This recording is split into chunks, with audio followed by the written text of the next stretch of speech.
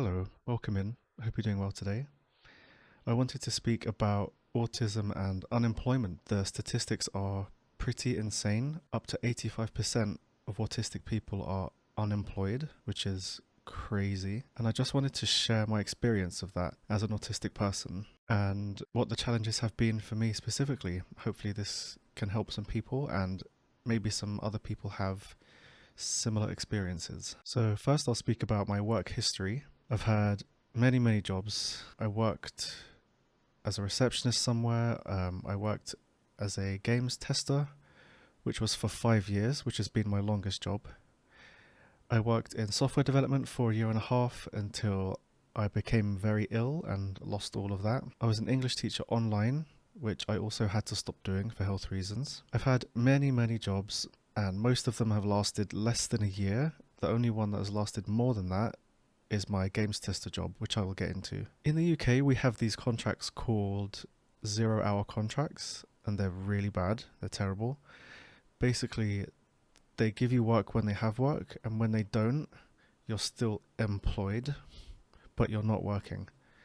So I would work for a few months and then not work for a few months, which was bad in terms of income and financial stability, but it actually really helped me because those breaks gave me time to recover and to recuperate so that I could go back a few months later and I would have the energy and strength to work for as long as they would allow me to. So that's a brief description of my work history. I've had many jobs, most of them less than a year. The only one I've had more than that was for 5 years, and that was just because I had frequent breaks that lasted for months. So now I want to talk about my barriers to employment. Okay, first we have interviews. Interviews are difficult enough for anyone, but when you add in the difficulties of the social situation, the expectation, all these hidden messages that are anyone's guess, it's just that much more difficult for an autistic person. I don't know how honest I should be. There's all these weird corporate games of, oh, we have a competitive salary, whatever that means. And they won't just tell you the salary and you have to play this weird game of like, I have this qualification and I did this, so I deserve 10 pence more per hour. And all this weird, like, it almost feels like you have to grovel or beg in this odd corporate speak that just doesn't make sense to like any normal person on a normal day. And also you get the added anxiety of perhaps there's multiple people in the room. Now suddenly you not only have to deal with a new social situation with a new person, possible employer, now there's group dynamics.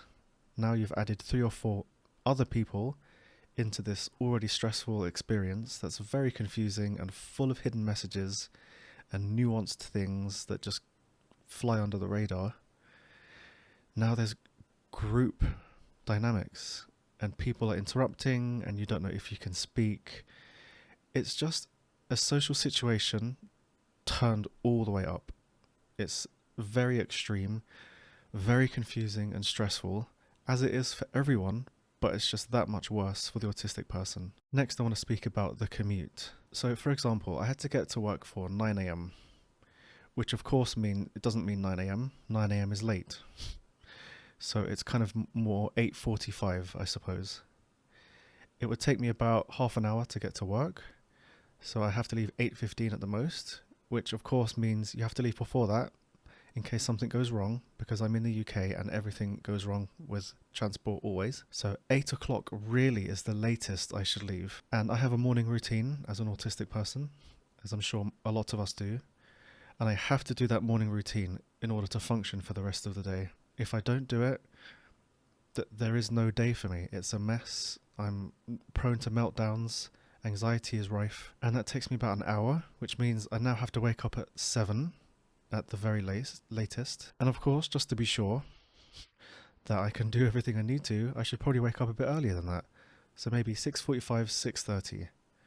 So now I'm awake 2.5 hours before I have to be at work. So I do my regular morning routine. I go on my commute, which in itself is stressful. Perhaps there's delays, there's cancellations. I have to make alternative plans, alternative routes. It's rush hour. It's busy, people are pushing into you, it's loud, it's bright. There are people speaking over intercoms and speakers, and weirdly they're speaking so loud that you can't even understand, so it's just noise. So you have this sensory nightmare of the commute already, and I've already been awake for 2.5 hours at this point. Because of all of the stress of the commute, I arrive at work, say at 8:45, and I'm already exhausted. I have already had to deal with so much stress, anxiety, sensory overload, and my day hasn't even begun. So strangely, a barrier to employment happens before you're even at your job. Before I've even arrived, I am utterly exhausted, and now I have an 8, 9, 10 hour workday ahead of me before anything has even happened. Now I want to talk about the environment. Now that I've arrived at work at 8:45 after more than 2 hours of stress and I'm already exhausted, now we have the office environment to deal with. Yay! So it's already too bright. You cannot change this because you don't have the power to, and other people want it that way. It's too loud. There's traffic outside. There's people speaking loudly inside. People speaking right next to you. People walking next to your desk. People walking past you and brushing past you as you're working. People having conversations 2 feet away while you're trying to focus. People interrupting while you're doing very intense, mentally intensive work. There's weird smells from people cooking God knows what. On top of that, there's office politics that you have to deal with. All of these relationships that you have to juggle. And you should be friendly, but not too friendly. And there's so much small talk, which seems to be something very common with autistic people, that we just despise small talk, and I am definitely one of them. So there's just all of these things to deal with. It's just a sensory nightmare. It's a social nightmare. There's so much you have to juggle in terms of office politics. Some things you can't say. If someone does something badly or incorrectly at their job, which is the only reason I'm there, is to try and do a good job, I'm not allowed to mention that because the office politics comes into play and it will be offensive to this person, even though it's like, you did something wrong. Can we fix it so that things are better in the workplace? Nope. Nuh-uh, none of that. We have to keep our mouths shut because we're not allowed to say certain things to people. And I don't understand hierarchy. Like, I just want to speak to people, as they are. Just everyone is a person and they should be level in that way. But in the office, it's not like that at all. There's all this hidden hierarchy, and you can't say this to this person, which apparently I'm supposed to know that. I'm supposed to be a psychic and just know that. It really is a nightmare. Let's speak about the personal impact. For me, anyway, it's a big source of my depression. It's incredibly depressing. I have a degree. I have a first-class degree in computer science. I went to university for 4 years for this. I have about £50,000 of debt. I tried very hard to have a career and to put my life in a certain trajectory. And what happened was I had an incredibly stressful job for a year. I had a heart attack because of the stress. And now I've lost all of that. I want to work. I have qualifications. I'm able to do things. I want to work. It's just that the working world isn't made for us. It seems very inflexible in that way. Also, it just has an impact on freedom. I can't afford to go anywhere. I can't afford to do anything that I want to.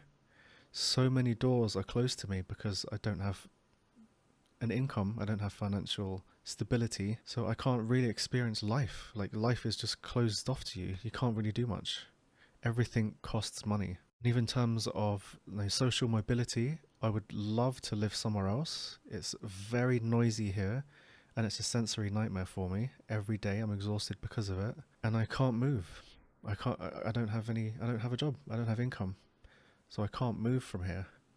So it's keeping me somewhere that's very detrimental to me, which in turn makes it harder to find work because I'm always exhausted. So it's this horrendous cycle that's just incredibly difficult to break. So moving forward, things like working from home can help so much. Unfortunately, in my software job, they didn't allow this, which is silly because when I was physically at the office, I was connecting to a virtual computer anyway. So I wasn't working on a local machine. I could have done that from home, but they just didn't allow that. So working from home would help so much. I would have my own environment, which is already such a huge help. I cannot stress how much having my own environment will help me. I don't have to deal with office politics. I don't have to deal with the commute. I won't be exhausted before I even arrive at work. I can wake up in the morning, do what I want to, be at my desk, and I will have infinitely more energy than I would if I had to commute. If you do have to go to the office, the corporate world loves forcing you into the office for some stupid reason. You can legally request accommodations. I don't know what this is like because I haven't been employed since my diagnosis. I've only been diagnosed recently. At my previous job, if I would have just been allowed to have headphones, it would have helped my energy and focus and stress so much, but they didn't even allow people to have headphones on. So future accommodations, perhaps a corner of the office so that you aren't constantly interrupted by people walking by, for example. These are very simple things that the employer could do for you. They're not difficult things, and they would help the neurodivergent and the autistic people so much. You could have a place in the corner of the office, a place that's less bright, let people wear headphones, let people have breaks every now and then in case they're coming close to a meltdown because of the inherent stress of a job. Accommodations will be different for everyone because everyone has different needs and all autistic people are different in their experience of the world. From what I've read of people's experiences and my own experiences, these are very minor things.